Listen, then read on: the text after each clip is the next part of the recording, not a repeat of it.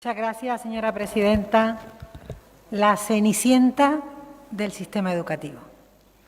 Eso es a lo que durante años todos, la sociedad española en su conjunto, Canarias, el lugar al que ha relegado a la formación profesional.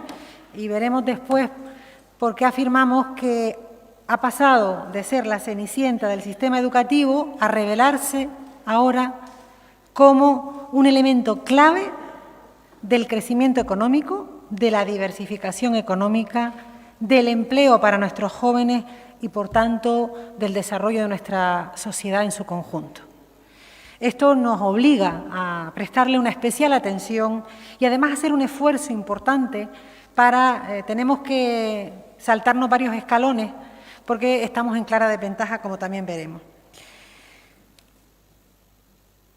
Esta pandemia nos ha enseñado muchas cosas. Yo creo que una gran lección ha sido proteger los servicios públicos, porque sabemos que cuando la cosa se pone fea, ahí están los hospitales públicos, ahí están nuestras escuelas, la comunidad educativa, ahí está la protección de los servicios sociales municipales y de la comunidad autónoma para protegernos. Y también nos ha enseñado las debilidades y las fortalezas de los diferentes sectores productivos. Y podemos aprovechar estas lecciones como una oportunidad para rediseñar al menos algunos sectores económicos de forma que cumplan la misión que tienen, que no es otra que el crecimiento social y económico. Y en ese sentido estamos convencidos, Nueva Canarias lo ha venido diciendo desde que forma parte de este Parlamento y lo decimos en otros lugares donde estamos, no hay una sociedad que avance, no hay una sociedad que progrese si no apuesta firmemente por su potencial humano, lo que el mercado llama capital humano, a mí me gusta llamarlo más el potencial humano, nuestro talento, nuestra gente, la población, formándolos de manera permanente. Además, en este sentido, tenemos un gran reto, España y Canarias, que es ese problema estructural que ya define este plan de modernización de la FP que ha lanzado el Gobierno del Estado, que es el desequilibrio que hay entre los niveles de cualificación de la población trabajadora y las necesidades presentes y futuras del mercado laboral. Y es un claro mandato europeo, lo dice la Comisión Europea, el Parlamento, el Comité Económico y Social, nos obligan a trabajar para reforzar ese capital humano, como decíamos antes, la competitividad de nuestras empresas, y para eso es fundamental apostar por la FP. Habla el plan de una FP que es una palanca para el crecimiento económico y social y habla de tres grandes pasos. Uno, el reconocimiento y la acreditación de las competencias profesionales. No se trata de que la gente no esté preparada, no tenga, diríamos, la experiencia profesional. Se trata de que muchos de nuestros trabajadores no han podido cualificar esa experiencia laboral. Hay que facilitarles el reconocimiento, la acreditación de esa experiencia laboral. Segundo paso, flexibilizar y mejorar la accesibilidad a la FP. Y el tercero, incorporarnos a la digitalización, a la innovación, al emprendimiento en el sistema de formación profesional. Estos son los grandes pasos. Luego sí, en la segunda intervención, intentaré aterrizar en lo que creemos que son los grandes retos, los grandes asuntos que sí o sí tenemos que emprender, pero nos encontramos con dos problemas centrales en España. Lo decíamos antes, el elevado número de personas sin acreditar sus competencias profesionales y ese desequilibrio, pero además tenemos algunos problemas más. Por ejemplo, el poco número de alumnos, de chicos y chicas que eligen la FP en España y en Canarias. El dato, además, a mí me ha dejado impresionada. Sabía que estábamos atrás, pero no tan atrás. El dato que se aporta es que en la Unión Europea, en la OCDE, en el ranking, España tiene solo un 12% de sus jóvenes entre 15 y 19 años que eligen la FP. Un 12%. La media europea es de un 25%. Pero es que si te vas a países como Austria, Italia y Suiza, son un 43, un 42 y un 40% de los jóvenes entre el 12, entre 15 y 19 años que eligen la FP. Insisto, en España solo un 12%. Ese es un gran objetivo. ¿Por qué se elige poco la FP en España y en Canarias a lo largo de los años? Primero porque ha tenido siempre, por esa imagen de hermana segundona, de la educación, ahí ha contribuido pues toda la sociedad en su conjunto, la percepción de la sociedad, los medios de comunicación, la propia comunidad educativa, los propios equipos de orientación, que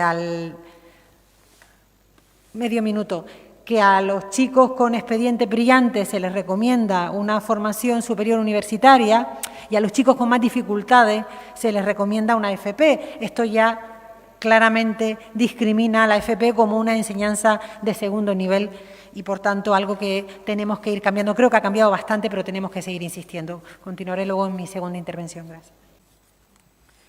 Gracias, señora presidenta. Europa le ha dado un fuerte tirón de oreja a España.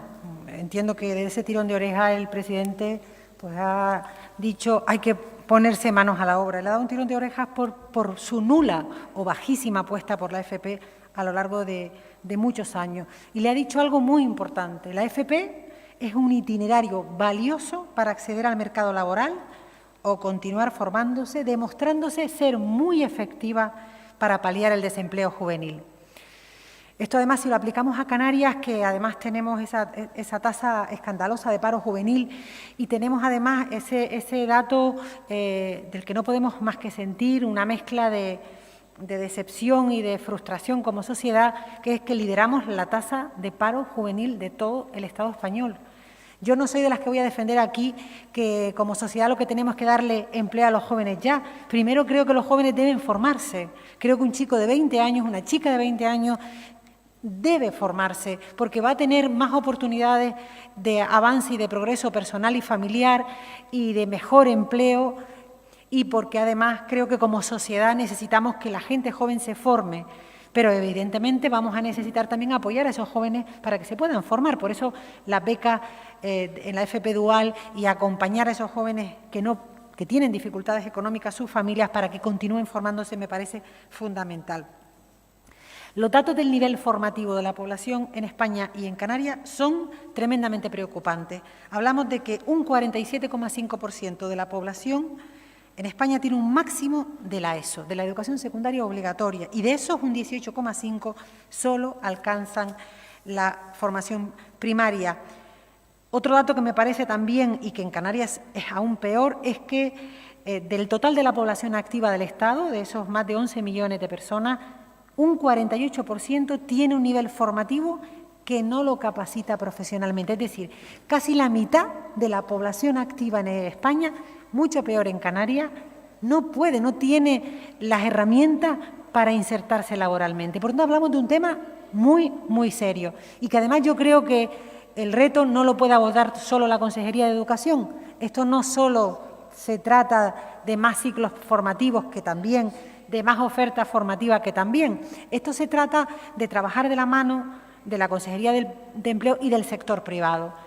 Hay que sentarse y yo creo que Educación ahí va a tener que hacer una estructura distinta, una organización diferente. ¿No? Si queremos obtener resultados distintos, tenemos que hacer las cosas distintas. Eso algunos yo creo que lo tenemos claro. Y en ese sentido yo creo que es muy importante hacer algo que no hemos hecho de verdad nunca, que es una mesa de trabajo, un espacio de coordinación permanente entre empleo, que es quien tiene el vínculo con las confederaciones de empresarios, con las cámaras de comercio, con las zonas comerciales abiertas, con el sector turístico, y entre todos diseñar una agenda realista con objetivos concretos. Yo me voy a ir ya a los retos concretos que creo que tenemos que abordar porque el tiempo se me acaba. Primero, totalmente en sintonía con la idea de unificar el sistema educativo con la formación para el empleo. Tienen que ir de la mano, no pueden desvincularse.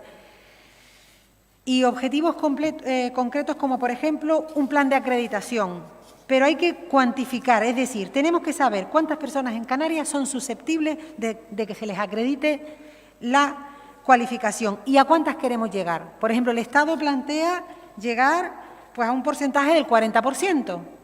Pero para eso tenemos que saber, eso lo sabe Empleo, cuántas personas son susceptibles de ser acreditadas y una agenda. Pues cada año nuestro objetivo es llegar a este porcentaje de personas. Implantar de forma real la FP modular, esa también es una propuesta del plan. La formación a la carta para las empresas, fundamental. Vamos a darle a nuestros jóvenes y a nuestros adultos la formación que la empresa nos está demandando. Y para eso es muy importante esa conexión permanente con el tejido empresarial. Por otra parte, apostar por sectores estratégicos. Ahí el plan plantea nuevos sectores, como por ejemplo equipos aeronáuticos, biofarmacia, hostelería y turismo, lo plantea como un sector estratégico. Por tanto, hay que seguir apostando por la formación. Eso Canarias, ECANSA es un ejemplo de formación, de implementación de la formación dual. Por cierto, si queremos ver cómo se implementa bien la formación dual en Canarias, no vayamos muy lejos. Sentémonos con ECANSA, que lo sabe hacer y lo sabe hacer bien, y son ejemplares. Además, diría que es la FP en Canarias que nos lleva al resto como una década de adelanto en modernidad y en competitividad. Yo le recomiendo, señora consejera, que se siente con los directivos, con los que han dirigido el proceso pedagógico de la formación profesional en ECANSA, porque podremos aprender mucho de ello. También sectores estratégicos como, por ejemplo, la atención a las personas, máquinas automatizadas, la robótica, etcétera. Incrementar la oferta de FP. El Estado se plantea, lo que no podemos es seguir diciendo que para que la economía crezca, para que se diversifique nuestro modelo económico y para que los jóvenes tengan empleo y los no tan jóvenes puedan emplearse, es necesario formarse en FP y luego que no haya plaza, que haya gente que se quede expulsada. Eso es una incoherencia que no se sostiene y que ya es insostenible. Fíjense que el plan plantea incrementar la oferta de plazas en los próximos 4 años en 200.000 plazas. El cálculo se hace en base a la población activa del Estado, que ronda, la cifra está por encima de los 11 millones de habitantes. Lo he extrapolado a Canarias con una población activa de 1,1 millones y me sale unos 20.000 plazas. Es decir, que el reto que tiene Canarias, consejera, es incrementar la oferta de plazas de formación profesional en los sectores estratégicos en unas 5.000 plazas de manera anual. Yo creo que ese es el gran objetivo. Igual no podemos llegar a ese gran reto, pero sí tenemos que tener claro cuál es el incremento de plazas anuales y en qué sectores, porque si no, todo esto se quedará en discurso y en palabras, pero no en hechos concretos. Potenciar la FP dual, de la que ya hemos hablado largo y tendido, y yo para concluir en este 50 segundos que me quedan, si la presidenta es tan amable y me los concede ahora, diría que necesitamos un compromiso verdadero, firme, de este Parlamento, de toda la sociedad canaria, a favor de la formación profesional, porque lo necesitan nuestros desempleados, porque lo necesita la población joven, es decir, que a título individual es muy importante, pero como sociedad necesitamos a personas formadas en formación profesional en sus diferentes modalidades y en ese sentido es muy importante, consejera, no aparece en el plan de modernización, lo propongo yo, se dijo antes aquí, es fundamental formar al profesorado, sobre todo en etapas finales, es decir, de la ESO y de bachillerato, en esta nueva concepción de la FP, porque al final orientan a sus alumnos, no solo orienta al orientador, orienta al tutor, por ejemplo, para que sean conscientes, porque yo creo que no lo son, de la importancia de la formación profesional para nuestra sociedad y para nuestros jóvenes. Por tanto, ese compromiso firme de impulsar, de modernizar la FP en Canarias. Muchas gracias.